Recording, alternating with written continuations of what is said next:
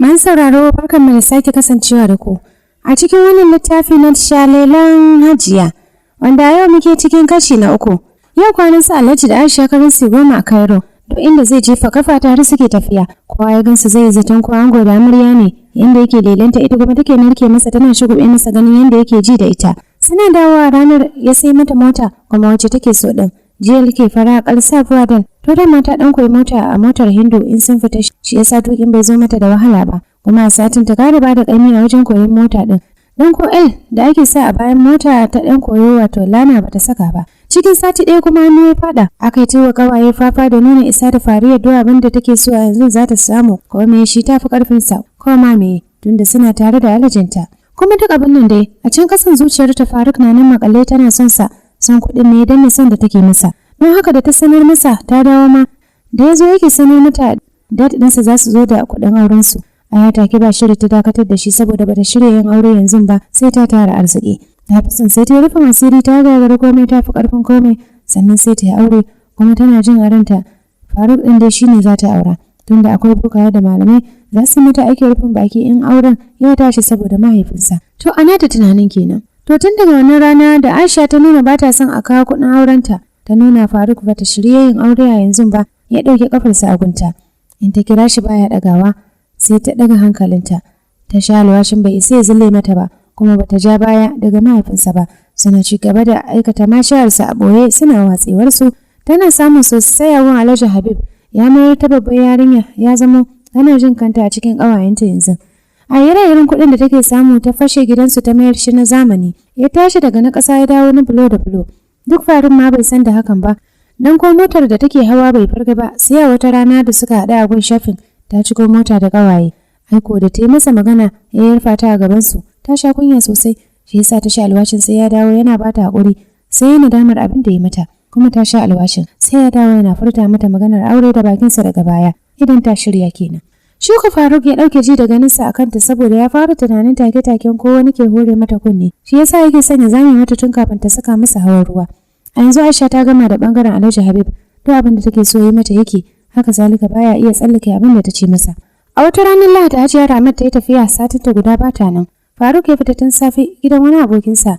A ranar ya ji bai jin daɗi ne ga gida shiru. Mam ɗinsa in bata gidan kuma bai masa daɗi tunda dadi ba mazauni bane ba. Shi kuwa a bangaren Alhaji Habib yana tare da Aisha ya kai ta gyaran kai za su biki a cikin ƙawayenta ne wata za ta yi aure cikin su. Daga inda ya ɗauko ta suna tafi a hanya yake ce mata zai wuce gidansa da ita saboda gidan ba kowa. Matarsa ta tafiya kuma yaronsa baya zaman gidan.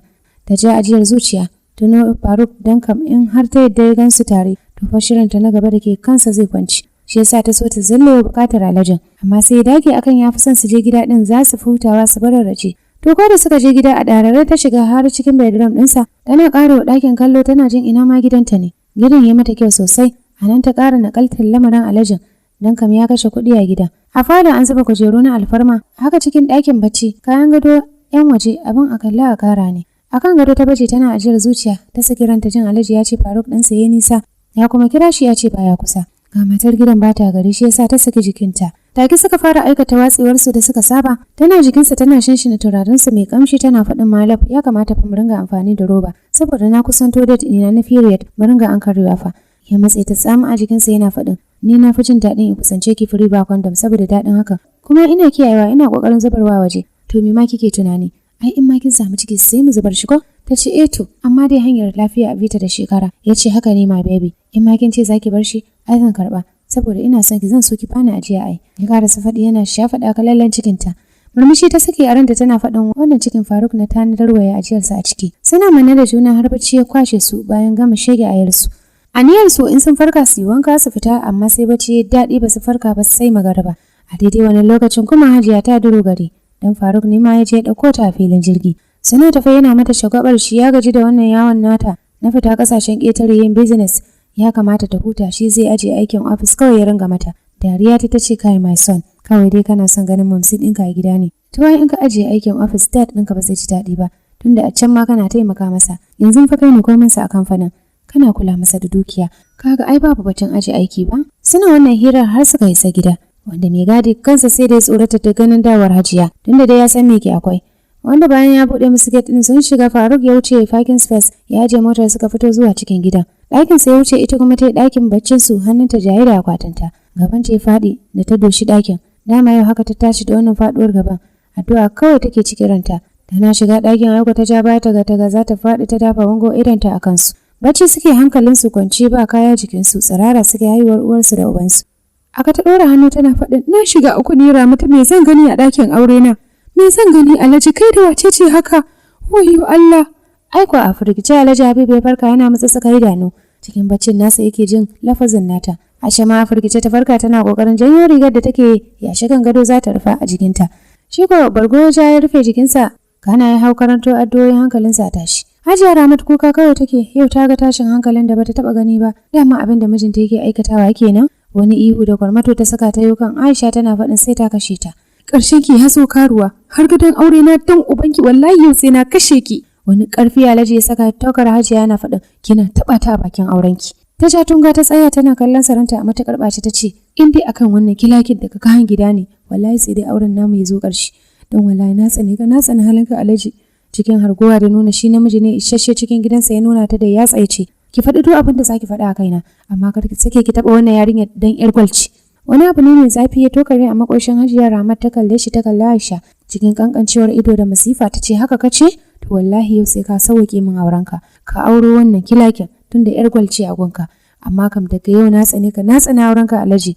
Girgide Alhaji ya tsallake Hajiya yana shirin ficewa shi da Aisha. Hajiya ta sha gabansa tana faɗin wallahi sai ya sauke mata. Faruk ne shigo a daidai wannan lokacin. Hayaniyar shi ta shigo da shi sai dai kansa ya mutuka daurewa ganin abin da ke faruwa. Sannan ga Aisha ta wuki a gefe guda alamun ba gaskiya tare da ita. Cikin daurewa kai ya kalli Aisha da mamaki kan fuskar sa yace ke Aisha me ya kawo ki cikin gidanmu? Kuma har daki me kika shigo yi? Hajiya ta yi saurin faɗin ka santa ne? Karuwa ce fa mahaifinka ne kawo ta har cikin gidansa yau suke sheke a yana gansu. Asirin su ya toni yau har cikin gida Allah ya wadar naka ya lalace. Faruk kai ya dafe hawa ya shiga zubowa kan fuskarsa. Wani kunci ne yaransa yana nadama da dana saninta da ya duniya. Wato ta san ma mahaifinsa ne har take mu'amala da shi. Lalle Aisha ta ci zarafinsa kuma ba zai bar ta ba. Sai ya kunsa mata bakin ciki a rayuwa. Ganta ya wanke ta da mare yana shirin gara mata dadi ya daka masa tsawa. Kul in ka ƙara ɗora hannunka akan fuskarta sai na tsine maka. Mamaki fal fuskarsa wai yau dad duk ƙaunar da yake masa zai iya tsine masa akan Aisha. To ko dad bai san ita ce a baya ce zai aura ba. Ya bude baki da zumar ya gaya masa sai dad din ya daga masa hannu yana faɗa yi min shiru shashasha. Ba ta gure ta wuce. Matsawa ya cikin mutuwar jiki. Aisha ta buge bansa ta rabe ta fice da sauri. Ita kuma mu gabansa ta sha tana faɗin sai ka sake ni Alhaji. Wallahi saki na zaka yi na bar maka da wallahi saki na zaka yi na bar maka na bar zama da kai. Faruk matakar tausayi mahaifiyarsa ta bashi. Lalle dad ya ci amanar mom. Haka zalika Aisha ta ci amanarsa. Faruk ya ce dad wannan yarinya fa ita ce wacce muka soyayya. Ita ce wacce nake da niyyar aure. Har na zo maka da zance ina son a tura gidansu da kuɗin aure. Dad ya shafa gefen fuskarsa. Kana ya jinjina kai yana faɗin to in ita ce sai me? Ko na santa ne a baya? Yanzu ma da Allah haɗa mu ita ce wacce zan aura. Don haka kai da mam ɗinka sai kun yi haƙuri saboda sai dai ɗanka ya haƙuri da kai. Amma wallahi ni kam na gama zama da kai. Ko ka sake ni ko in kashe ka Alhaji wallahi na tsane ka sake ni na ce. Ta yi kansa da hargowa da tsawa. Alhaji tamkar mara hayyace ya gaɗa kai yana mata kallon banza ya ce to tun da haka kika zaɓa ki je na sake ki saki ɗaya. Amma bisa tursasawarki saboda ba na son in ji kina zancen kisa a lamarinki saboda duk wanda kika kashe a rayuwarki ku goma ba za ta barki ba duk kuɗinki kuwa. Yana gama faɗin hakan ya tsallake sai ya fice bar su nan cike da mamakinsa. Kuka Hajiya Rama ta fashe da shi a ta durkushe tana faɗin na shiga uku na lalace. Yau namiji ya nuna halinsa. Alhaji ka ci amana ta. Wayyo ni maraini ya Allah ba ni da kowa sai Allah. Ya Allah kai min sakayya da abin da Alhaji ya min. A hankali Faruk ya tako ya zo gabanta. Cikin tausayinta ya dago ta yana share mata hawa yana faɗin momi daina kuka.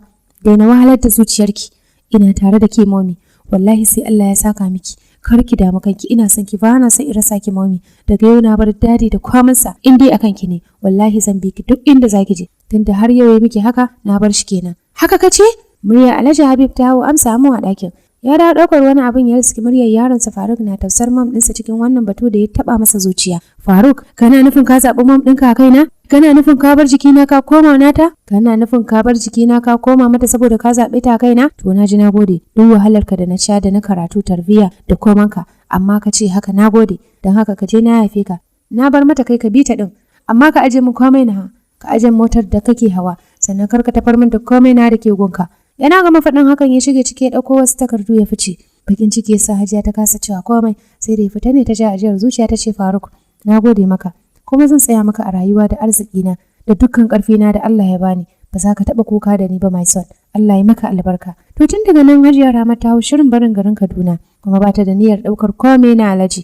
Allah ya mata arziki. Shi yasa take alfahari don a ranar ko kwana ba ta yadda ta ƙara yi ba, ta yi hijira ta koma garin Kano da komai nata. Babban gida ta siya na alfarma, ta samu mai gadi wani buzu, haka zalika Faruk motoci guda 5 ta siya masa manya masu tsadar gaske. A cikin lambar motar an yi rubutun Shalelan Hajiya 1, Shalelan Hajiya 2 har zuwa ta 5 kowace a rubuta. Wace duk ya ga dama hawanta yake, amma ya fi hawa Farado baka ita ce aka rubuta Shalelan Hajiya 1. To da wasu Kano karatu ya koma. Digiri a babbar makarantar da manyan masu kuɗi ke cikinta, Maryam Abacha a American University. A ciki samu abokai manya kai wanda suka fara fantama da su, kowa ya gan shi ya san ɗan babban gida ne. Hajiyarsa ta tsaya masa sosai. Da sunan Hajiya Ramat ma yake amfani a cikin school, Faruk Ramat yake amsawa. Ya goge sunan mahaifinsa Alhaji Habib daga jikin sunansa saboda yadda ya kullaci mahaifin nashi a yanzu. Ita kuwa Hajiya Ramat ta ɗauki tsanar duniya ta ɗora akan maza, sam ta cire son aure ma a gabanta. Ba ta jin ma za ta ƙara kallon wani namijin da gashi. Namiji ɗaya mata abin da ta tsani maza dukansu. Yaron ta kawai take so a cikin maza. Akan shalelanta ba abin da ba za ta yi ba. Tana son sa sosai. Abin da duk yake so shi take so. Ita yanzu aure take so maye. Amma ya ce mata sai ya kammala karatu. Yar ƙawarta Mubina yanzu take son ya aura, amma shi kam ya nuna mata yarinyar ba ta yi masa ba. Saboda yadda Mubina ke cusa kanta gare shi in ta zo hutu gidan. Hakan yasa ya tsane ta baya ba ta fuska sam. Tunda iyayen mata suka yi maganar za su haɗa su shikenan ta ƙwalla faranta a kansa. Da an yi hutu za ta baro Katsina ta taho gidan har sai kwanakin hutun school ya kare za ta koma. Shi ko zuwanta ma bakanta masa rai yake. Baya jin daɗi har sai ta koma inda ta fito. Ita kuwa duk wani rashin fuskarsa bai damunta. Yanzu ne ma ta sa ɗanbar ƙara cusa kanta a gurinsa saboda yadda take son sa.